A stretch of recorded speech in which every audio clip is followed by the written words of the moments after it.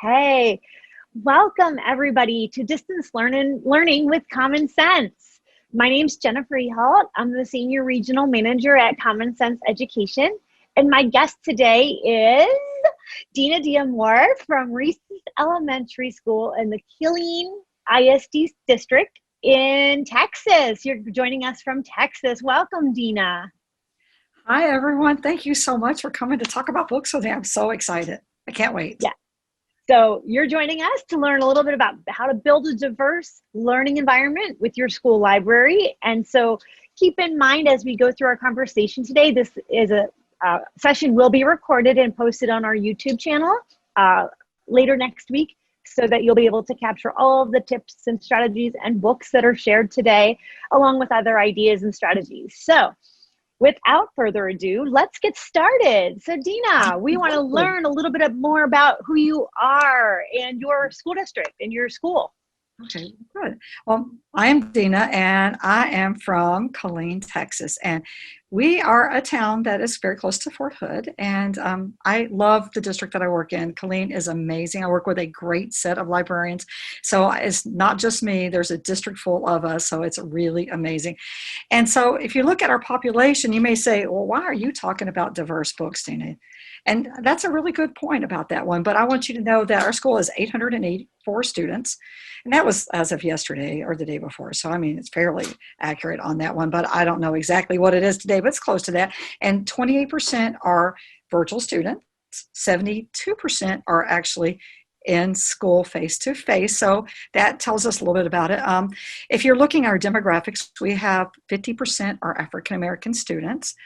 So we do see quite a bit there. 22% are Hispanic, 12% white. Pacific Islander, 4%, Indian is going to have 0.4%, and Asian 4%. So we're a good mix of a school here. So, and we also, I want everyone to know that we're economically disadvantaged. We're 78%.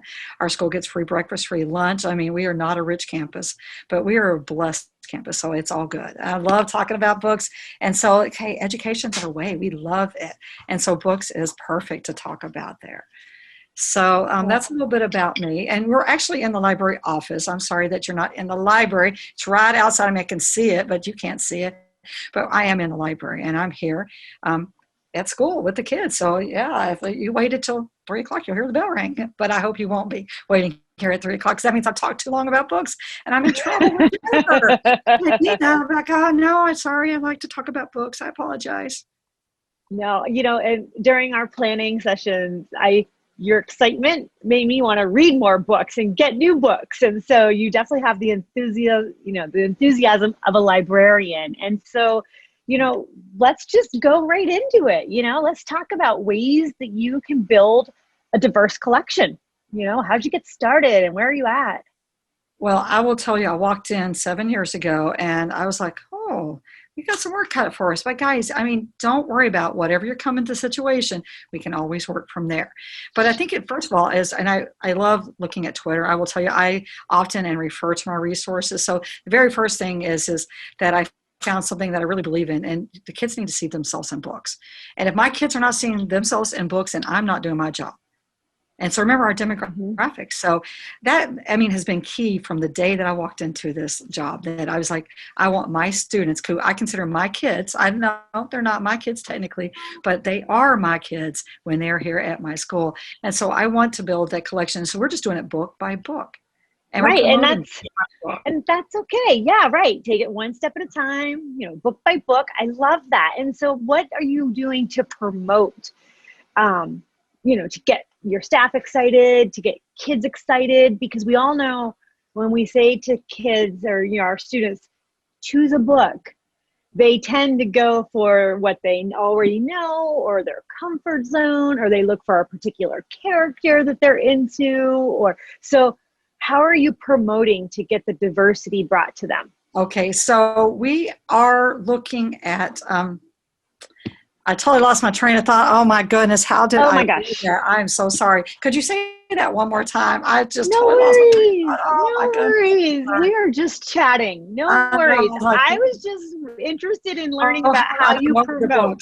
So you have all these good books, but how do you get your staff and students excited about them? it's really important to promote them, first of all, by having displays. Because when they walk into the library, the first thing I want them to see is Hispanic Heritage Month. And so I want them to see it. And I put a picture in my Wakelet so you can see it's not like big and fancy. My library assistant, who is amazing, did it. I was like, but we need to have this. And so, and it's not a big deal. We want to have those books that are available. And so we want to have another, collection of books. And so they're just with all our book displays. So it could be about cooking and baking and desserts, but we can find characters that are going to fit within that theme that we make sure that fit every walk of life.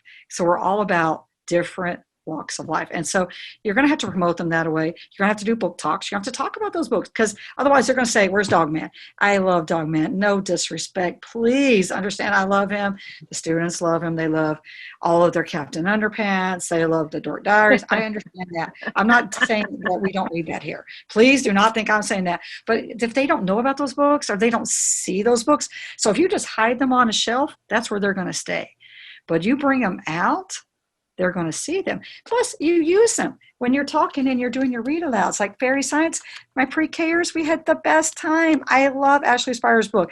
And it talked about procedural text. There's a sunbeam experiment. We got our little seeds. We talked about what do plants, living and non-living is what they're talking about. What do the plants need to be living? I mean, so it was perfect. I mean, you just have to when you're using, you have to use diverse books.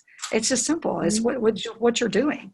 I mean, so you put them out, you talk about them, you use them when you're doing your library lessons. And like if you are coming during the time and you're just going to say, I need some books to take back to class. Okay, let me get you some books, but I want to make sure the books that I give you are books that are going to be good. So you're saying, I want nonfiction. I want the best nonfiction books for you. I don't want the nonfiction say, well, yeah, they'll be like, oh, I'm so glad you gave me that book. You want books like Fry Bread. If you've not seen this book, it's an amazing one, the Cyber Award last year. Love, love, love it because it's so amazing. And especially if you're talking about cooking or things like that, I mean, you can tie it in so easily. So once again, just would give them, I hate to say it, or if a kid's talking to you, you're like trying to give them some guidance and you say, well, what do you want to read? You say, what about? And then you show this one, it's got some Spanish words in there, and it's just the most adorable book. And you're like, what about my puppy has a motorcycle? What boy does not like motorcycles? Easy sell.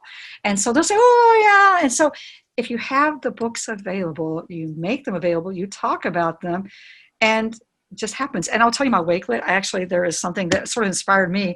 I was like, there's this high school librarian, and she was talking about a book. And I was like, and it's just like a book talk, but she made a video. And I was like, that's perfect. My 3rd through 5th graders on Schoology, I could be doing that. So I'm like, see, I'm even learned something from what I'm doing today. I was like, I'm still in that librarian. I'm so sorry, high school librarian, wherever you are. I hope she will know that I was really just saying this a compliment. It's amazing. What a good idea. And so I wanted to do that. I was like, I'm going to start doing that. And so, if they see those books, because I already do read alouds online for my asynchronous learners, because if they can read on demand, if they're ready, and what do? I make sure the books cover, I want to have things that they're interested, but I also want to make sure that I am looking to make sure they're inclusive and they're diverse.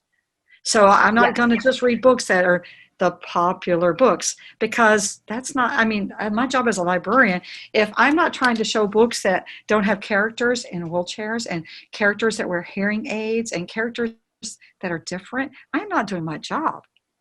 So I make sure my read alouds that I post every week, don't worry, starting Sunday night at 11:59, magically they appear. So no worries, it's set up that way. It's not really magic, but you know what I mean, magically appear. And for them, we have like a Zoom today at 2:15. My library assistant is going to be reading a book, because we do read alouds. We do it for our synchronous learners, and they enjoy it. We'd like for our kids to hear books. And if there's 1 kid, 10 kids, 20 kids, I don't care. We're here for you. We'll read. Because remember, 20% of our kids are not here at school. So I'm only focused about face-to-face, which don't worry, I see them every day, all day long too. But we have scheduled blocks in the schedule just to see them. But I want to make sure that I'm reading books that are diverse. I don't want them to all look the same. And kids, they're just more apt to pick the books that are on a display. I talked to my sister, and she says, yeah, my 6th grader, that's what she's going to do. We go to the public library, there's a display. What does she do? She picks a book. I said, and that is why we have our displays and we make sure that there's good quality books on there. And I'm sure everyone from last year, remember Hair Love? If you don't love that book, I'm scared about that because it's amazing. But like now it has inspired so many others. So, if you like this book, you could like this book. You could do it that way. I mean, so there's a lot of ways to promote books. So you're like, okay, Dina, go on, because I do not. Okay, one more. I just have to. I have to. If you have not read Not Quite Snow White, oh my goodness. But what I like about it, and I don't want to read to anyone, so I'm not, but she can't be Snow White. She's too tall. She's too chubby, and she's too brown. Does that not make you want to read this book? Right. It's amazing because at the very end, she realized, her parents helped her realize that she's perfect just the way she is. And isn't that what we want for our students? Mm-hmm. And I know you're saying, Dina, but you're showing a lot of picture books, and that is true. So don't forget, we have other displays. Remember, we are through 5th grade. And so this book, I will tell you, my 5th graders about it. Maybe a few 4th graders here and there, because this book is amazing. I loved it, but it is hard. I mean, like I had to keep my focus on it. It's a middle school book, but it's right appropriate for 5th grade. Nothing bad in it, but has all the Hispanic culture in it, and it's amazing. So if I'm talking about books, you like scary books? I got a scary book for you. And what kid does not like scary books? I don't know. Okay, me, I was that kid, but I've gotten over that now. I read some scary books because we do that. Another way about promoting books is I have a chat going on. It's actually a discussion, let's be appropriate, in Schoology for my 3rd through 5th graders. And that chat has 219 posts as a day. So at lunch every day, I looked and see what books are talking about. I'm like, okay, one had read Crime and Punishment. Okay, we know the new book was out. I'm not bitter on that one. I understand that. But they're talking about books and how amazing. Now, this one, the crossover, I know if you've read it, you said, well, I read that when it was the Newbery poetry book. Have you read it in graphic novel? This one flies off the shelves. Like literally Monday morning, it will go because it is so good. So I'm going to promote these books by just talking about them, by doing it in my discussions. And so I tell them, hey, this is the book that I read. Hey, by the way, have you read this book, Black Brother? Oh my goodness, it's amazing, Jennifer. You will not believe it because one brother has darker skin than the other brother, and their experience is so different. And it also has fencing. I didn't know anything about fencing. I'm like, I couldn't believe I'd read a book about fencing. Let's not lie to each other. This is one of my favorite authors ever. So I can read anything by Jewel Parker Rhodes. She is amazing. Jacqueline Woodson also, no disrespect. So have to have both my favorites. I cannot just share one. Oh, my 3rd favorite, all the kids know me. And also Renee Watson. Because if I'm going to promote books, I need to promote books that show diverse characters. And so, yeah, I just do it because that's what I read. That's what we need. And every librarians out there is like me. They're like, why did you pick Dina? Why not me? Because they're going to say, well, I do the same thing she does. What's different? Nothing. We all do the same thing, guys. So, and I agree. I just saw someone say Renee Watson is amazing. So, you're right. Kwame Alexander. I love some of my favorite authors. But I've digressed. Okay, how do you promote them? That's okay. I just want to. I'm sorry. I'm like, she's like, I'll never get anything. Our audience is super excited, and I don't think they can grab the titles fast enough. So I just wanted to let them know that we have the entire book list available to you. So we'll get that in the chat for you. So yeah, we made a whole list of like what she loves and what she's recommending. So that's going to go in the chat.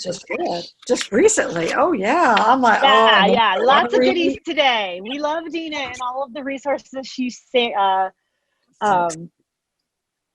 see. Okay. So all this great stuff happening. Mm-hmm. How are we connecting to kids virtually? Right? Because some districts are, hybrid, full remote, but how are we reaching, how's librarian play a role in, this virtual setting? If you are not reaching those 28%, in my case, I mean, you may have a different number. Please understand, you could be 100%. Because I was asking my niece, I was like, well, what does your library do? And they were doing it. I said, what? I was like horrified. I was like, okay, but I know it's going to change because we're all learning. So guys, don't worry. If you're not doing something, we can do something. So remember, every Sunday, virtual read alouds are there. And so my on-demand, my asynchronous learners, they can go and they can say Monday, Tuesday, Wednesday, Thursday, Friday. And as a matter of fact, you may not have heard, but my door just shut because we have our live Zoom reading, because we have a daily read aloud. Next week, we have a special guest. I'm so excited. Our adoptive unit, because remember, we have 29% of our kids have active duty parents at our school. We have our adoptive unit is going to meet virtually and read a story. I was like, yes. And not just one time, they're going to come every month. I was like, that is so amazing. But talk about connections. You've got to connect it. And so we're, like you've got to go out and you got to tell everybody we have virtual story time. So you put it on, the teachers put it on Seesaw, you have it on School. Because when you get older in 3rd through 5th grade, all they do is click on it and they know my top secret password, which is top secret. So I can't share that, but you know what I'm talking about on that one. But the kids, it's easy enough that they can remember, because I was like, no, it's not 1111. Don't worry about that, Jennifer. I would not do that, because that is not good library and digital citizenship. I would never make the password that easy. But you have those recorded, you have those that are live. And also, I've been just very fortunate that teachers have been so amazing to have their classes when they're like literal. They're like, we brought the class to the library. I said, oh, good, because I've got a virtual option. So whatever we're doing in the library, I always try to make sure that the library lesson can not just be here, but it can also be done there. So if you're talking about the DOT, did y'all celebrate the DOT last week? I love the DOT celebration. Jennifer, didn't you say you like the story? I love the DOT. Yes, the whole collection, right? Yeah, we love all the Peter Reynolds books. Okay, but we did that. And so, we had an online activity that they could do just like the other ones. So we did our augmented reality here. At home, they did their light rides. And, everyone, we have to be meeting them. And so, like we were, first of all, in the very beginning, we were talking about, like, his library course in Schoology, like with all my other work, I'm like, it's not graded. And then they said, oh, wow, there's like virtual sticker boards and things like that. And like, they'll write me back. Me and 4 kids, I was like, how did you do 4,000? And you should be in bed, honey. I would the next morning, early. I'm like, why are you online that late at night, honey? But, I'm like, they get excited about school, because remember, ultimately, we want kids to like books, but we also want them to like school. And so you've got to reach those virtual kids, because they're sitting at home. And I'm going to tell you now, I feel like that's one of those things that I'm just really worried about, is my kids at home, because they have to come to me. I can't like go to them. I mean, I can send information, I can have it available, but I know ultimately that that's not me. So I'm trying to do my part. And so if they come to me, like in library time, I'm like, oh, we got a library lesson, come on in. Or if we're doing story time, I love it when I go into pre-K and the little kids are right there and I can see her on the screen and the class is with me and everything. And we're doing our story time. It's just amazing to not feel like they're at home and they're with me. I like that. Right. Good. I love it. And we did share some ideas on book read alouds, some permissions from a recent article out of, could give you some tips on permissions for read alouds. The Wakelet has all of this information too. I also wanted to talk about how your librarian, how do you support classroom instruction at all levels? We've taught you, I love that you kind of showed books on elementary, middle, and all of these things can be transferred across K-12, right? But, how do you, how are you working and collaborating? Well, I love that.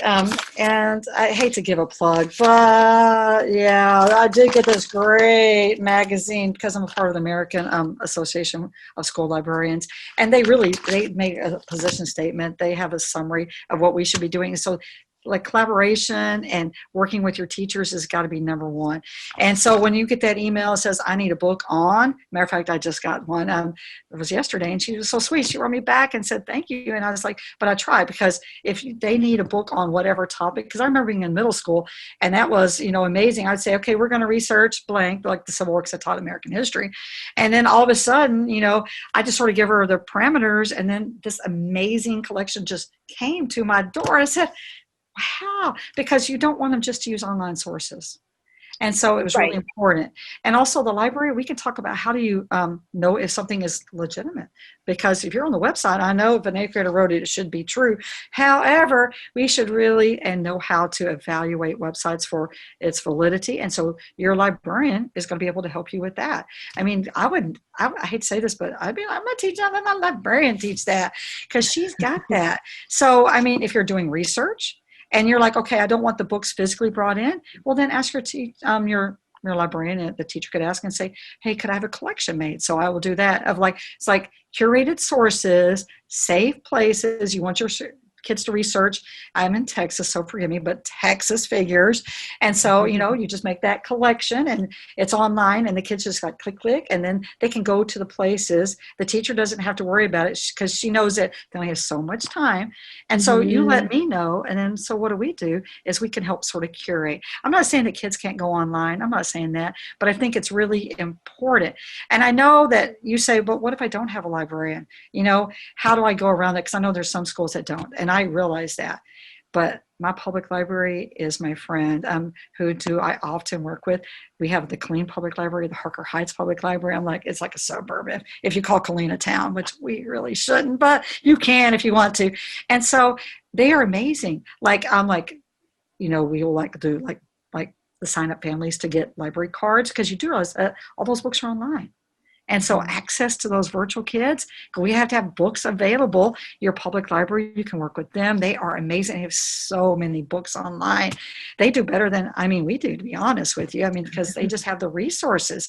But there's other people out there. So don't be afraid. And plus, I'm telling you now, librarians love to share. If you get one of us, we'll keep talking until someone tells us to stop. So I'm like, if someone were to say, hey, can you teach about, and someone would to like write me, I'd be like, okay, I'd have to get permission from my principal, but otherwise I'd be happy to help. That's our job. We help people. So every librarian is going to want to help you. So if you don't have a librarian, don't like despair and say, oh, I don't have a librarian, because librarians share. They're the most amazing group ever. And so like I was getting ready for this, I emailed the librarians, hey, is there anything you wanted me to talk about? And then like pages later, I was like, maybe I shouldn't have asked that question. That's a great question. And so, they're really wanting to help. So, I know that they will ask. So also you can look at Twitter and look at some of their ideas if you don't have a librarian, because I know that it's hard on there. So. And I do know that we have a shared list. Some of our links aren't working, but we'll make sure they do. But we do have a shared list for social, folks on Twitter. To follow like other librarians. So there's want to connect you to, so she shared a list of those too. So Sue, just give us a heads up if those links aren't working, but they should be fine. Anyway, we'll share those out.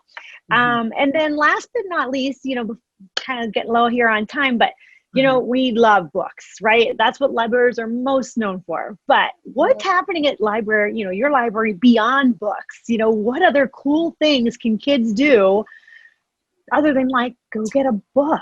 And as she's sharing, I would love to hear from our audience, share in the chat. What's going on in your libraries right now that's, beyond books, what's virtual? Share your ideas as she's sharing, because I think that's a really cool way to see what's going on. So go ahead, Dina, let's hear it. I wish we could ask everyone to raise their hands. How many are participating in the Spiro Global Virtual Challenge? I am so pumped about it. It's the first year ever. We are going to field a team straight from the library. I can't wait, because we had a grant and we already have the Spiros here. So I'm super excited about that. Fun. So we have that opportunity is going to be, so we have a couple of teams there.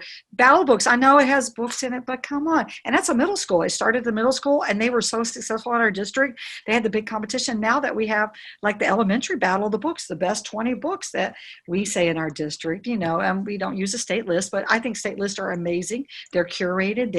They read 300 books, but we do our own, but you could go either way. And so just battle all the books and get kids interested. You could have virtual participants, because this year I was like, we had it canceled because it was on campus. We are defending champions. We need to come back and to win. Because I have kids who missed last year. We're ready for the Battle of the Books. So we have the Battle of Books team. We have our robotics team. We have a destination imagination team. If you're not about that, it's like making, if you want to think about it, because we have a makerspace. And I love making. That's another whole session, by the way. So when you're ready to talk about makerspaces, I have some friends that I would love for you to also get with me, because I'm like, I try my best, but I love the makerspace movement. It is so fun. So you can make things with Misty. We have like opportunities, and like this year will be different because we're going to try to have, we're sort of in the planning stages, but we talked about like a family readathon, where families can get prizes and things like that. We had Snuggle Up with a Good Book, but once again, that was last January, February, I don't remember which month, but it was cold, it was winter or whatever.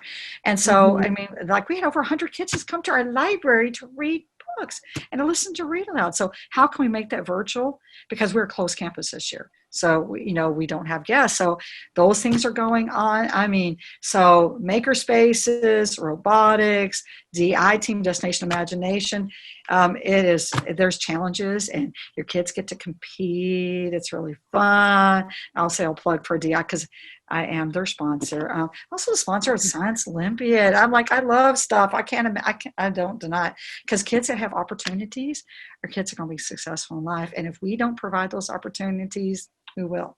And so the library is the perfect place. It sort of stems out of everything.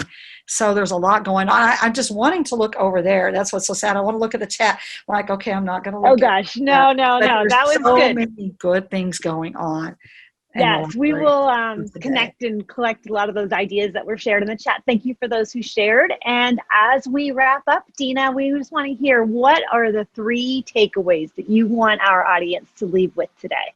What are the 3 points that you just hope they Number kind of one take? takeaway is the books that you and your students select matter.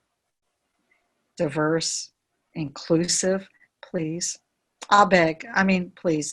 Next thing is variety of formats. We can't just have in-print books, because what happens to your virtual learners? You got to have it. And you can't just have all fiction. You have to have nonfiction. You have to have graphic novels. By the way, Newbery winner. The New Kid in Town, The New Kid by Jerry Craft. Who doesn't love that book? But I digress, so I apologize. See, anytime I can get a little bit about books, I do on that one. So make sure your collections are diverse. And that we're talking about in a library or in a classroom. And it's book by book. Mhm. Do not feel like they have to be all at one time, because if you go with that mentality, you're not going to make it, unfortunately. Right. So book by book. Number 2, and we didn't even talk about it. How can your library help you connect? I'm like, I ran out of time, so I got some ideas to make with on that one. But I feel like that you have to be collaborating. And so as a librarian, my job is to collaborate with the teachers. If I'm not working with teachers, I'm not doing my job. If you need me, you tell me how it is. Like when I got to do it at PD before school and talk about Nearpod, I was like, I love Nearpod. I've been using it for years, but I'm glad everyone's joining me. Yay. I was like, can I talk about Schoology right now? I was like, I'm sorry about that. Because, but it's important is because you can't just have your base here in the library and say, I'm about the library. Our base is everybody in the building. We're the support. So you need to help them to communicate that and get it out. I mean, we need to go and connect with the world. It's a bigger place than Killeen, Texas. I know. Is everyone surprised about that? I don't know why, but my kids are always surprised. Like, there's more out there than that. We are not the only ones celebrating this. Everybody is. Like, be who you are next week. How fun is that? We're going to celebrate with everyone that's going to be participating with that. So connect, definitely. Collaborate, definitely. So your books you select are important. Number 2, you've got to make that time to collaborate and to connect. And then third of all, and something else I didn't get to talk a lot about, student interest. No, but it sort of fits with everything we're talking about. Right, absolutely. If your students aren't interested in it, why are you doing it? Why are you buying that book? Well, good for them. Okay, maybe there's a few of those books, but most of the time, if they're not interested, is that our failure or their failure? Maybe I do a good enough job promoting it on that one. So I do feel like you keep the students' interest at heart, you're on the right path. Because if you work with the thought of what do they like, and how can I motivate them? Because if a kid likes it, they're going to read it. If the kid likes it, they're going to want to do it. So if they have a good time and they enjoy those robotic lessons like Ozawatt's and Spiro's and everything, I mean, I like it. I tie it to the literature. I tie it to what they're learning in class, whatever it is. I can tie it to, I'm going to tie it to something. But remember, their interest. What do they like? They like it. They love being online. So if you're talking about genres, well, that's sort of boring. But if you do a live Quizlet and they're all paired up and they have to work, kind of collaborate together, but they're on different devices, so it's not like they're together, or you do a Kahoot or something like that, get their interest. If you get kids' interest, that's you got to hook them. Yeah. Well, Dina, your passion is exploding today, and we loved it. Thank you. Thank you for sharing all of this good stuff. Remember, this session's recorded, and when it's recorded, all of the links will be posted underneath the video. So you'll have links to the Wakelet, the book list, the social media reach out, all that good stuff. So Dina, thank you so much. Sue was going to put the PD credit form link in the chat for you. If you need to grab that to get PD credit today, go ahead and do that. And then I needed to share a book, Be Who You Are, real quick, because they are celebrating Todd Parr on Monday. And I think, Sue, you can put the link there for all of the activities to celebrate Todd Parr, the author, and his book, Be Who You Are. So without further ado, we're going to sign off. And thank you, Dina. We appreciate it. Have a great day, everybody. Jennifer, and thank you, everybody.